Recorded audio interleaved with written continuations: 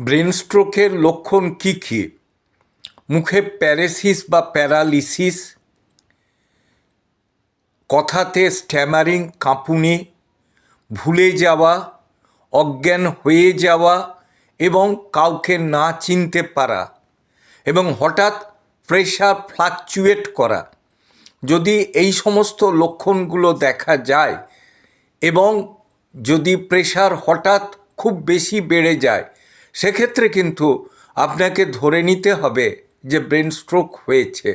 তৎপর আপনাকে হসপিটালে নিয়ে যাওয়া বা কোনো নিকটস্থ নার্সিংহোম ডাক্তারবাবুর সাথে পরামর্শ করা, তার চিকিৎসাধীন থাকা এবং তার কথা মতো চলা, এগুলো করলে আপনি কিন্তু রিলিফ পাবেন বা আপনার রোগের কষ্ট অনেকাংশ কমে যেয়ে আপনি ভালো থাকবেন। তবে কখনোই নিজে কোনো ডিসিশন নেবেন না।